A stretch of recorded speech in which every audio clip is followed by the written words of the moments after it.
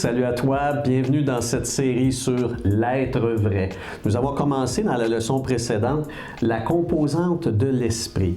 Et juste pour réviser ce qu'on a vu dans cette leçon, on a vu, comme l'auteur Jacques, l'apôtre Jacques nous dit, que le souffle de vie est fondamental à l'existence. Il nous dit donc dans cette analogie, ce rapport qu'il fait entre la foi et la vie du corps, il nous dit, comme le corps sans le souffle esprit est mort, de même la foi sans les œuvres est morte.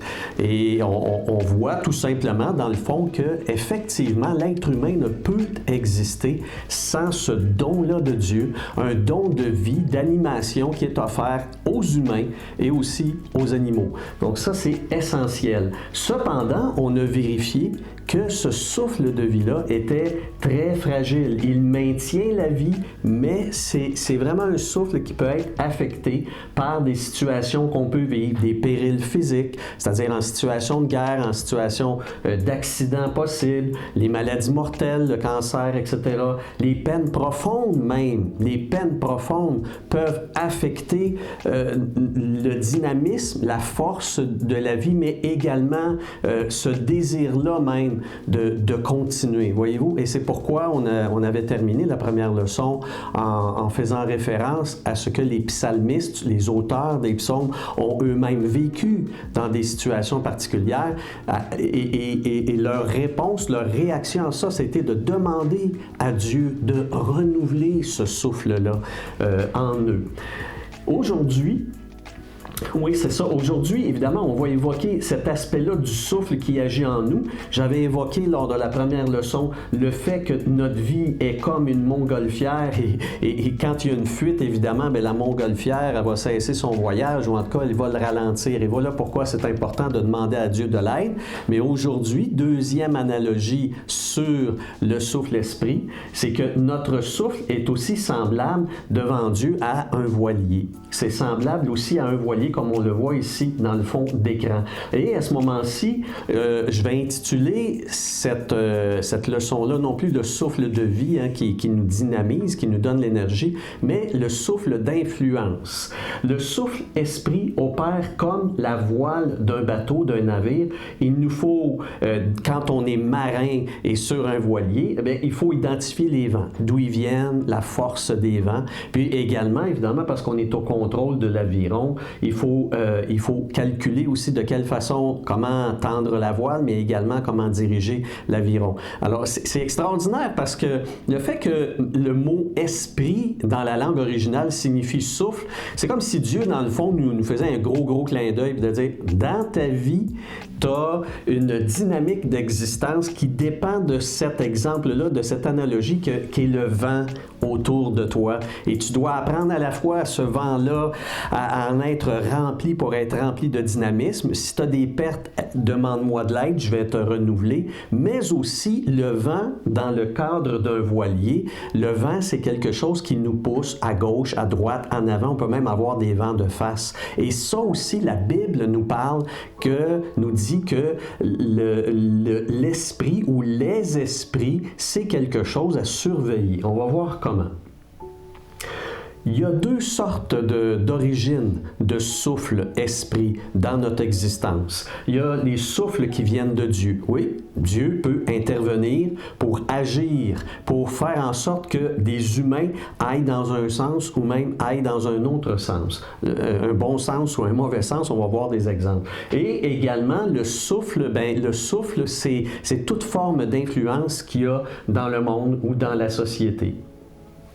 Diapo suivante, on va voir ensemble que les influences aussi peuvent être intérieures. Il n'y a pas seulement les influences extérieures, celles qui viennent de Dieu et celles qui viennent du monde, mais il y a également les influences intérieures, celles qui vont venir de notre être intérieur, on appelle aussi l'âme dans la Bible, et celles venant du corps. Et là, si vous remarquez, si on fait référence à l'introduction de la série, on a discuté des trois composantes de l'humain. Dans 1 Thessaloniciens chapitre 5, verset 23, Dieu dit qu'il y a l'esprit, qu'il qu'il y a l'âme et qu'il y a le corps. Alors, ces éléments-là également peuvent agir sur la direction, sur le souffle. Mais donc, j'en traiterai pas présentement, je n'en parlerai pas parce que lorsqu'on parlera des dimensions de l'âme et de la dimension du corps, à ce moment-là, j'y reviendrai par rapport aux effets que ça a sur nos décisions, sur la direction qu'on va donner à notre vie.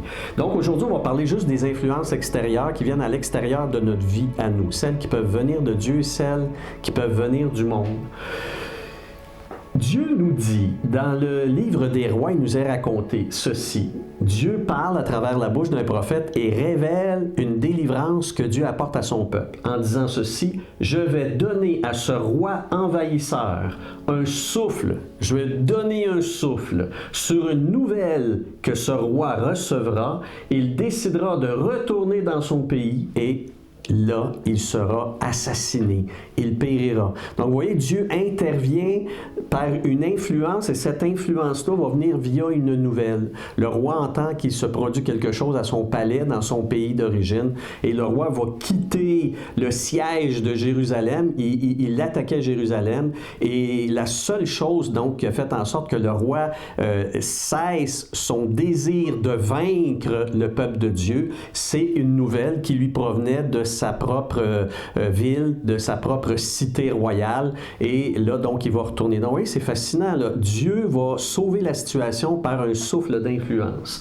On va trouver un autre texte aussi dans Psaume 48 où c'est un peu la même chose. Les rois s'étaient ligués contre le peuple de Dieu, mais saisis d'épouvante, ces rois étant saisis d'épouvante, ils se sont sauvés comme le souffle d'Orient qui brise les navires. Encore une fois, Dieu, dans ce texte-là du Psaume 48, nous raconte que ces influences, ces actions à l'égard des rois méchants ou des rois qui sont contraires contre le peuple de Dieu, ces influences interviennent pour faire en sorte qu'ils font naufrage, ni plus ni moins, que leurs tentatives vont tomber à l'eau, c'est le cas de le dire. Donc, on voit que les influences de Dieu font en sorte qu'il y a une intervention dans la vie humaine. On a vu lors de la première leçon sur l'esprit également que le souffle de Dieu, c'est un souffle qui peut nous réaligner sur le bon chemin. Dans le psaume 51, le roi David, suite à un grave péché qu'il avait commis, une désobéissance grave, David va s'humilier devant Dieu. Et là, va demander à Dieu ni plus ni moins qu'à être réorienté dans ses voies. Et voilà, David va invoquer Dieu spécifiquement sur l'élément du souffle d'influence. Il dit ceci, « Renouvelle en moi un souffle ferme, décidé, déterminé. Ne me prends pas le souffle de ta sainteté. Qu'un souffle noble et généreux me soutienne. » Oui, David connaissait bien la mécanique humaine. Il connaissait l'anthropologie, comme on peut dire là, dans le sens scientifique du terme. Il connaissait la bibite humaine. Il savait comment Dieu l'avait fait. Il savait qu'à ce moment-là de sa vie, parce qu'il s'était détourné de Dieu, qu'il avait commis de graves fautes, il savait que l'influence de Dieu, le vent de Dieu pouvait le ramener dans la bonne voie. Et ça, vraiment, c'est un élément sur lequel nous-mêmes, on doit compter. De demander à Dieu, quand on sent que nos orientations divaguent un peu, c'est le cas de le dire, de redemander à Dieu un souffle d'influence dans la bonne voie. L'apôtre Paul, ensuite, va nous parler des influences du monde. Et concernant les influences du monde, il écrit un texte tout à fait extraordinaire qui réfère aussi à l'analogie du voilier. Dans Éphésiens chapitre 4, verset 14, il écrit « Ne soyons plus comme des enfants ». Et le terme grec, à ce moment-ci, « enfant », peut signaler quelqu'un qui n'est pas éduqué, qui est mal formé concernant la situation. Ici, concernant la situation, nous allons lire le texte et nous y reviendrons. Pourquoi j'indique « moussaillon ». Ne soyons plus des enfants ou des moussaillons, ballottés par les flots et entraînés à tout vent d'enseignement. Là, ici, c'est clair qu'on fait référence à une situation d'un navire sur l'eau qui est transporté par le vent et qui est ballotté d'un bord et de l'autre. Et Paul nous dit, nous, comme chrétiens, nous ne devons pas être dans une situation de péril naval. Nous ne devons pas être dans une situation où nous sommes entraînés et emportés par le vent. C'est nous qui devons décider où nous devons nous en aller. Mais pour ça, il ne faut pas être des moussaillons. moussaillon. Un moussaillon, c'est un petit matelot qui n'a pas d'expérience puis qui ne saura pas comment s'en sortir dans la situation que vit le navire. L'apôtre Paul dit non, au contraire, il faut qu'on détermine quelle est cette pensée-là, quelle est cette idée-là, quelle est cette influence-là dans le monde qui m'entoure, qui est en train, dans le fond, de me balloter d'un côté et de l'autre, au point où je ne sais plus comment réagir comme chrétien, comment je dois réagir selon le plan de Dieu. Alors, il ne faut pas être floué par la fausse sagesse humaine. Ça, c'est un des vents. Vous voyez, l'influence du monde, c'est la pensée humaine qui semble bonne. Ah, ça a plein d'allure. Ben oui, ça a plein de bon sens. Et là, tout à coup, oui, on se laisse emporter par cette idée-là, et là, on divague. Là, on sort du trajet qui est le trajet de Dieu. Ou encore, les méthodes d'égarement du monde. Parce que le monde fonctionne justement par ces notions-là d'appel à notre intérêt. Le monde cherche à avoir notre intérêt. Quand on pense à toute la science de la publicité, c'est quoi la science de la publicité? C'est capter notre attention, nous captiver complètement et nous donner un désir qui n'était même pas là auparavant. Ça crée des besoins, ça crée des appels et ça nous amène à des destinations, même si c'est pas long, même si c'est juste de dire « Ah, il faut que j'aille au centre d'achat pour acheter telle affaire. Ah oui, c'est vrai, cette affaire-là, ça manque dans ma vie. » Qu'est-ce que c'est ça, sinon des influences? Ce sont des vents. Paul, donc lui, c'était pas un texte contre la publicité ou les dépenses d'argent, mais c'est un texte général à la vie de dire « Fais attention à tout ce qui assaille ton intérêt. Fais attention à tout ce qui essaie de te captiver et surtout les pensées, les idées, ce qui a apparence de sagesse. Ça a l'air d'être sage, cette affaire-là. Oui, ça a bien du bon sens, comme on dit par ici. Paul dit non, il ne faut pas être comme des moussaillons. Le moussaillon, lui, va être conditionné par le climat ambiant. Il va être conditionné par la météo. Où le navire va s'en aller, c'est où le vent va le mener. Parce qu'il ne sait pas réagir, résister et tourner plutôt sa voile pour aller où il veut. Vous savez, en navigation, je ne sais pas si vous avez déjà fait de la navigation, j'en ai pas fait personnellement, mais j'ai vu ça, j'ai vu l'été dernier une école de voile, j'ai assisté à ça, et ce qu'il y a d'extraordinaire, c'est qu'on peut même arriver à avancer avec un vent de face. On peut même aller en avant avec un vent de face. Comment? Bien, il faut savoir tendre sa voile, puis il faut savoir y aller d'une méthode de zigzag. Mais l'important, c'est que le marin qui est à bord, celui qui tient l'aviron, celui qui décide où va être tendue sa voile et son attention, lui va décider où ça doit aller, même s'il y a un vent de face. Et c'est ça que la parole de Dieu nous dit. Faites attention aux influences du monde. Ça semble aller plus vite. Les objectifs ont de l'air intéressants. Mais ce qui doit être toujours attaché à notre pensée, c'est d'être influencé par ce que Dieu veut. Les influences du monde. L'apôtre Jacques et Jean ont été pris eux-mêmes, emportés eux-mêmes par une influence du monde, qu'on pourrait dire même l'influence culturelle et sociale. Là, c'est pas de la publicité, c'est pas quelqu'un qui vient puis qui veut nous embarquer dans une affaire qu'on voulait pas 5 minutes auparavant, mais on parle ici de l'éducation générale, la pensée du monde. Alors, Jacques et Jean, avec les apôtres et avec Jésus, voulaient se reposer lors d'un voyage et ils étaient à travers une contrée qu'on appelle la Samarie. Et les Juifs et les Samaritains, déjà que ça ne s'entendait pas tellement bien, voilà qu'un village samaritain refuse de recevoir Jésus et ses apôtres et toute sa cohorte qui était avec lui. À ce moment-là, Jacques et Jean, comment ont-ils réagi? Ils ont réagi comme tout bon Juif de l'époque, comme on pourrait dire, et également comme la pensée de ceux qui ont l'autorité.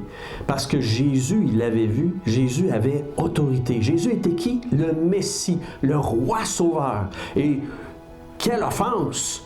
Quelle offense faite au roi sauveur, au Messie de Dieu, un village qui nous résiste. Comment réagit un roi à l'époque lorsqu'il se fait comme ça viré de bord par des personnes qui ne le reconnaissent pas, qui le rejettent. Eh bien, il y avait évidemment chez les rois qui avaient de la puissance une réaction systématique de violence, d'actes directs. Et voilà comment réagit Jacques et Jean. Jacques et Jean réagissent comme de bons juifs qui disent, il n'est pas question que notre roi sauveur, que Jésus, le Messie de Dieu, soit traité de la sorte et nous qui le représentons également. Alors ils vont dire à Jésus, veux-tu que nous demandions que le feu descende du ciel pour les consumer? Ils se savent remplis d'une puissance extraordinaire, la puissance que leur confère la présence du Messie de Dieu. Et la réaction est systématique. Mais voyez cette influence-là, et Jésus va leur répondre, en effet, voyez-vous, Jésus leur dit, vous ne savez pas de quel souffle vous êtes animés. Vous ne savez pas de quel souffle. Et ce souffle-là, on le verra plus tard dans les prochaines leçons, sur l'âme et sur le corps, même les pulsions. Ce souffle-là n'était pas le souffle de Dieu. Hein. C'est le souffle, mais il est en même temps aussi extérieur, c'est-à-dire c'est le souffle social, c'est le souffle de la culture.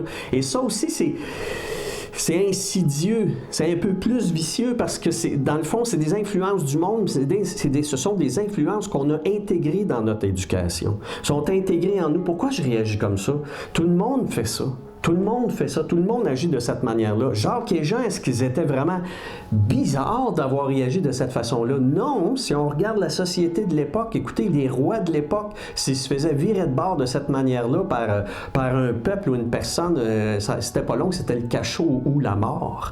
Alors Jacques et Jean, remplis de ce feu-là, d'un juif de cette époque-là, ont réagi selon les influences de leur culture historique à l'époque. Et ça aussi, donc, il faut prendre garde. Jésus dit, faites attention à ce qui vous pousse à agir, qui vous motive à faire quelque chose. Peu importe la qualité et la quantité de biens que transporte un voilier, ça c'est une belle leçon en conclusion, là. Peu importe la qualité et la quantité de biens que transporte un voilier, le vent seul peut faire perdre toute la cargaison. Pourquoi je dis ça? Pourquoi j'écris ça? C'est qu'à la fin de cette leçon-là, où on voit l'influence de l'esprit, du souffle l'esprit sur la direction que peut prendre notre vie, c'est de réaliser que peu importe mon savoir, peu importe mes capacités ou diapositives suivantes, peu importe mon savoir, peu importe mes capacités, peu importe ma notoriété. C'est quoi la notoriété? C'est mes expériences de vie, puis j'ai fait ci, puis j'ai fait ça, puis j'en ai vu d'autres dans ma vie, etc. Peu importe tout ce qui est en moi, toute cette richesse extraordinaire que j'ai en moi, hein, cette science, cette connaissance, mes diplômes, mes postes, mes rôles, ma dignité, ma noblesse, peu importe. On a déjà vu d'excellents et de très beaux navires. Hein, je ne vais pas parler du Titanic, mais c'est un peu ça. On a déjà vu des choses qui étaient chargées d'une cargaison extraordinaire de personnes et de biens, et le tout a fait naufrage. Pourquoi? Parce que la direction n'avait pas été la bonne. La direction n'avait pas été la bonne. Mes amis, quand Dieu nous dit que l'esprit est prioritaire, c'est pour ça également. Parce que oui, c'est important de connaître des choses. Oui, c'est important de faire de belles et de bonnes choses. Oui, c'est important d'avoir accompli des choses merveilleuses. Mais Dieu nous dit, c'est toujours prioritaire à n'importe quel moment de ta vie de prendre de bonnes directions parce que tout ce que tu aurais fait auparavant va terminer dans le fond de l'eau. Et ça va être un péril terrible. Sans cesse, des idées et des exemples sont captés par notre esprit. C'est ça les influences des esprits. Sans cesse, des idées et des exemples de vie sont captés par notre esprit. Nous devons les évaluer avant de les laisser nous emporter. Alors, je termine ici pour qu'on soit vigilant. Vous voyez, c'est extraordinaire. On a un appel de Dieu sur l'importance des influences, un appel de Dieu sur le fait de dire « Fais attention à ce qui te pousse, fais attention à l'origine de ces vents-là et parfois, il faut que tu résistes, parfois, il faut que tu saches réagir. Il faut toujours que ta vie, ton navire aille dans la direction de Dieu. » Alors, j'espère que cette leçon-là t'a édifié aussi. Au plaisir de te revoir dans la prochaine leçon. À bientôt.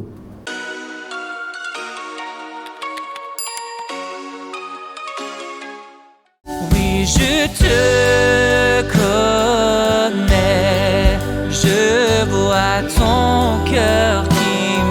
chair.